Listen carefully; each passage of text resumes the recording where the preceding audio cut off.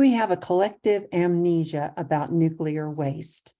We think it will go away. We think the experts know what to do with it. Neither is true.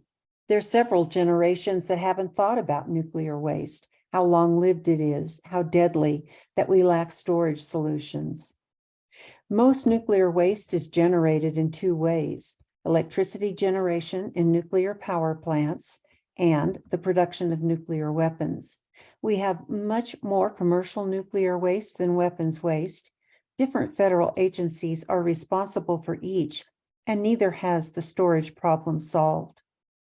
This presentation focuses on the waste from nuclear weapons production. We want to inform communities about the increased transportation risks they will experience if the mission of WIPP is expanded, as the DOE, the Department of Energy, and the NNSA, the National Nuclear Security Administration, are planning to do. DOE is also violating state and federal law by changing the WIPP mission in the way it is. DOE regulates all nuclear programs in the U.S., and NNSA is a specific sub-agency that regulates nuclear weapons projects. These are the NGOs, the non-governmental organizations I use to clarify and verify my information. They read the Federal Register carefully, and because they do, we don't have to, but we do need to listen to what they discover there. All data in this presentation comes from government sources unless otherwise noted. The WIPP facility is in southeastern New Mexico, where several other nuclear-related facilities are already located or being proposed. One is just barely across the border in Texas. New Mexico has no nuclear power plants, but it is part of the nuclear military industrial complex. This slide shows the WIPP facility, 26 miles from Carlsbad. It's been operating since 1999. WIPP stands for the Waste Isolation Pilot Plant. The original WIPP mission is still the current one. Knowing what it is helps us compare how the mission will change if the feds are allowed to expand it versus how it was sold to New Mexicans originally. It's the only operating underground nuclear waste repository in the United States, and it's only authorized to take nuclear weapons waste, so no commercial waste from nuclear power plants. When the federal government decided to put WIPP here, New Mexico didn't have a choice, and it knew that it was just one state negotiating with the power of the whole country. State leaders knew the federal tendency is to begin projects promising limits and then ignore them over time or ignore them when they need to expand. This is happening now. But New Mexico tried to protect herself by placing clear limits on how WIPP could be used. What are those limits? One, WIPP is a pilot plant only. It's in the name. There are supposed to be many around the country. Two, WIPP's volume is limited down to the cubic foot. Here you see the surface buildings at WIPP, the 4 shafts that take waste, personnel, and equipment down 2,000 some feet into the salt beds, and the panels where waste is emplaced. Each panel has rooms carved out of the salt, and each room is the length of 3 football fields. This is the planned size of WIPP. 3, WIPP is scheduled to stop taking waste in 2024, according to the 25-year RCRA, Resource Conservation and Recovery Act permit. 4, WIPP only takes a certain kind and form of waste. It's called transuranic or true waste. It's man-made and highly radioactive. For our purposes, it's mostly the element plutonium. WIPP is only permitted to take plutonium-contaminated items from the production of nuclear weapons. It's what you see in the X-ray drums on the left, protective clothing, tools, and sludges. It does not take pure metallic plutonium like the pit on the right. The round object is a nuclear bomb trigger called a plutonium pit. These limits are encoded into legal agreements, acts, laws, and binding permits, and they are still in place. They can't be ignored. The DOE has to ask the New Mexico Environment Department, the NMED, to allow any changes from the original mission. If NMED doesn't grant those requests, the mission stays the same. The governor is the person who controls what her state agencies do. Her decisions are key. In this, she has more control than either the state legislature, which has none, or the congressional delegation. 3 of these legal agreements are listed here. This was and still is New Mexico's way of maintaining its sovereignty and controlling WIP's mission. Shipments of nuclear weapons waste arrive at LANL, Los Alamos National Labs, from labs and military installations across the country. The waste is called legacy waste, and it is the diluted, leftover, plutonium-contaminated waste from the excessive bomb building during the Cold War. From Los Alamos, it travels the radioactive waste route in New Mexico, primarily Highway 285, down to WIP. What happens in Los Alamos? The waste is packaged in drums and then placed in traveling containers called TruPaks. These are insulated and designed to protect the drums in a traffic accident or rollover. The TruPaks are then loaded on tractor trailers and trucked for disposal to WIP. And that's WIP, as it was and still is. How do we know the DOE has decided to change the mission? Well, in 2020, NGOs found submissions in the Federal Register describing DOE's and NNSA's intentions. A 200-some page report by the National Academies of Sciences, the NAS, was commissioned by Congress that provides much of what we know about the expansion. A major recommendation by the NAS was a warning to DOE to involve the public if it wanted a mission change to be successful. DOE has instead hidden everything from the public for 3 years. Now, the NNSA has submitted an environmental impact statement, an EIS, for a plan to add a new waste to WIP. This waste is called surplus plutonium. Surplus plutonium is leftover triggers or pits from dismantled nuclear weapons. You see, in the Cold War, the U.S. in 1967 had about 31,000 armed and ready nuclear bombs, but disarmament talks and treaties has brought that number down to around 5,000. The bombs are decommissioned, but the plutonium remains, about 48 tons of it, and it's still extremely radioactive and will be for about 500,000 years.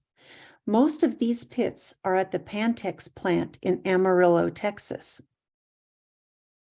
The WIP permit is also up for renewal.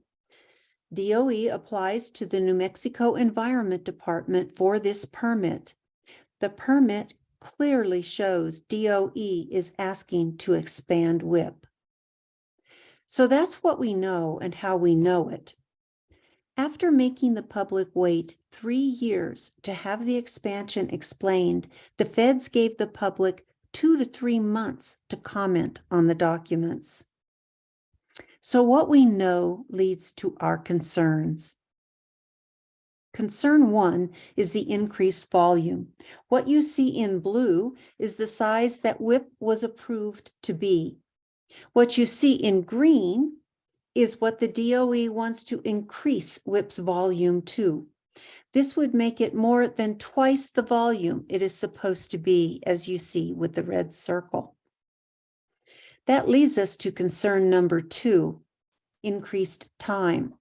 You can easily see that this amount of building and excavating including the filling in with waste, will not be done by 2024.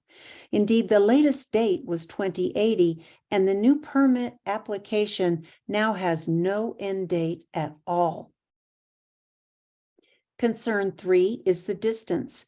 Most of the waste is at the Pantex plant, but it can't go directly to WIP.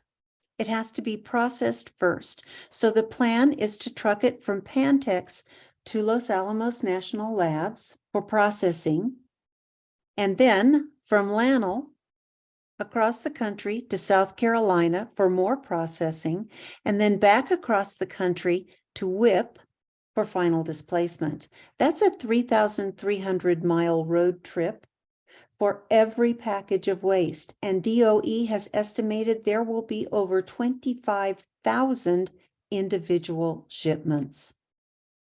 Concern 4 is the different waste. It will no longer be plutonium-contaminated items, but pure plutonium.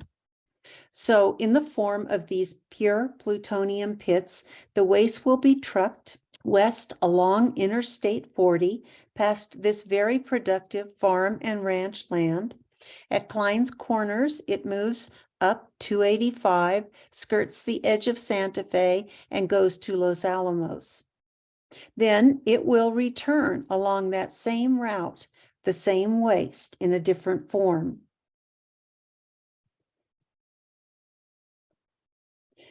So what happens to the waste at Lannell? It's oxidized into a fine silty powder in an attempt to dilute it. Now it is a fine particulate plutonium and the most dangerous form if released.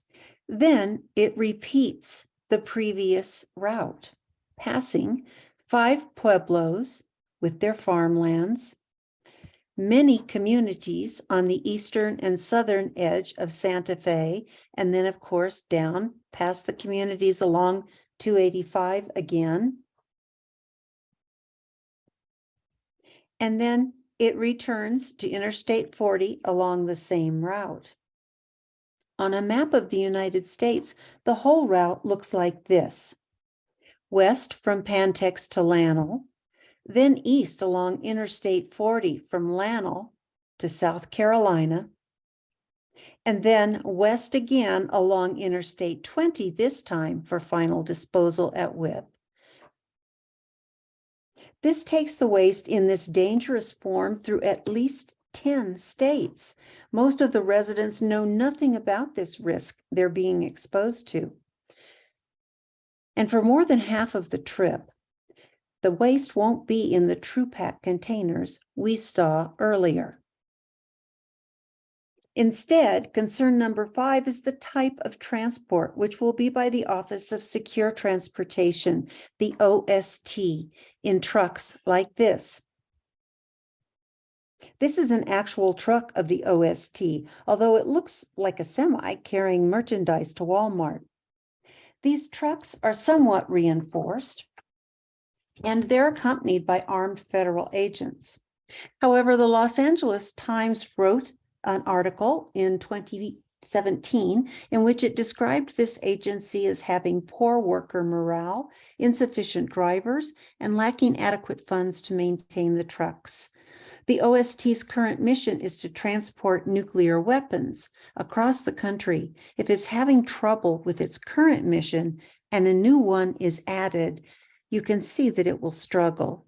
Indeed, a high-level Energy Department official is quoted in the article as saying, if you are in one of the communities along the route, you have something to worry about. Concern 6 is property loss. Sandia Labs wrote a site remediation report saying that this type of particulate plutonium is almost impossible to clean up if released. If released over land, the topsoil would have to be scraped. These are our farms and ranches. If released over buildings, it's so hard to clean that the buildings would have to be abandoned. These are our homes, schools, and businesses. Concern 7 is health. In this fine powdery form, if released, It is immediately carried on breezes and winds and inhaled by anyone outside. They wouldn't realize they had inhaled it because it's odorless, tasteless, and invisible. Most of it is not exhaled, however. It remains lodged in lung tissue, like this particle of plutonium in an animal lung, where it now provides a constant and ongoing source of radiation to all the cells it's near. This causes cancer of the lungs, bones, liver, brain, and gonads. The Nobel Peace Prize winning International Physicians for the Prevention of Nuclear War says that a particle so small it can't even be seen, if inhaled, causes cancer 100% of the time. Now, if this takes months to years to develop, you can see that children are the most at risk. If an emergency crew arrived and determined a release occurred, how would it tell people that they had already inhaled a dose that guarantees cancer? This is the limit to what first responders can do. And an additional hurdle is that the alpha radiation that plutonium emits cannot be picked up with a Geiger counter. Concern 8 is packaging. This form of plutonium is packaged first in metal cans. Then it is wrapped in plastic PVC bags to contain contamination, and finally put in one of these two types of containers you see at the bottom. However, the heat from the radioactive decay of the plutonium in the first container causes the plastic to degrade, sometimes to the extent that it causes corrosion on the metal container. So, in its attempt to expand WIP, what promises has the DOE broken that it made with New Mexico?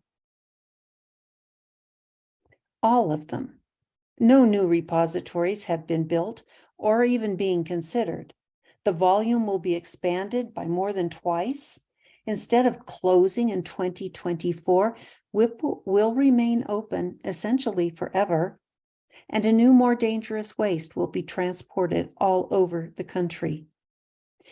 If you understand the laws of probabilities, you know that risk increases if you increase the volume of waste, the number of shipments, the time and distance over which you transport it.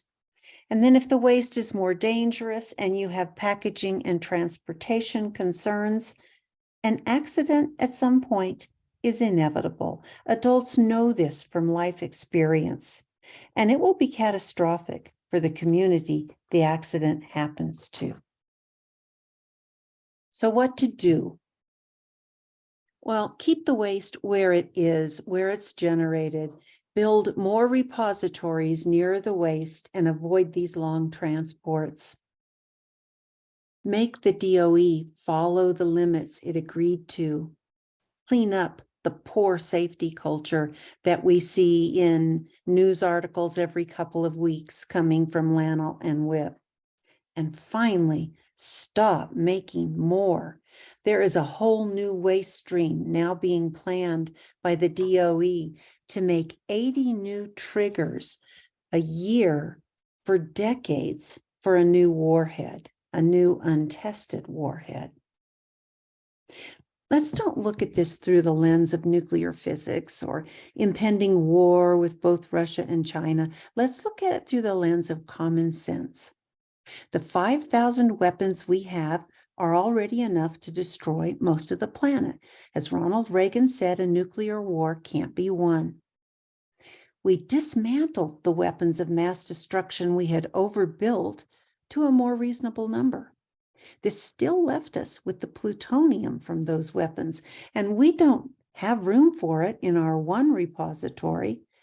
And that repository won't safely hold it for the time it must be kept out of the environment. So now we're making more plutonium for more weapons when we don't know what to do with the leftovers we already have. One dirty little secret, WIP is guaranteed, in quotes, to safely dispose of plutonium for 10,000 years. Yet the WIP project's an experiment to see if salt formations can contain radioactive waste. So the idea of a guarantee is ludicrous. We will never know if this experiment worked because its success won't be known until far into the future. 10,000 years? Plutonium-239 doesn't completely decay for almost 500,000 years. And even then, it becomes another radioactive substance, uranium-235, that doesn't completely decay for over 3 times the amount of time that our planet has existed. So where are we? Well, the public comment period is over. Next, certain NGOs and individuals will challenge the DOE's application to expand before the NMED in an administrative hearing. This is when your comments will be useful. Negotiators can support their arguments with the comments you made. NMED decides to either approve the expansion or not, or some parts of it. The governor, of course, is the one who will tell her agency officials how to rule on this. So what we need is for the governor to know that New Mexicans want her to deny the DOE's request. And how do we get there? Well, first of all, we need to recognize that our time is limited. And so whatever we do has to happen quickly. For groups like the Unitarian Universalists, you can collaborate with Unitarian Universalist groups and congregations across the 10 states with transport risks, including our own state. And you can collaborate with other faith groups who are also working on this. The Quakers or Friends, Pax Christi with the Catholic Church, all of them are working on this and would appreciate collaborating with the Unitarian Universalists. For individuals, ask for or recommend a presentation like this for friends, family, your networks. Make a video message to the governor. I can talk about that in a minute. Attend any events that we have and create your own and offer your particular skills. Know that we have limited time for action. Actions need to be effective, and know what wastes time so we don't do that.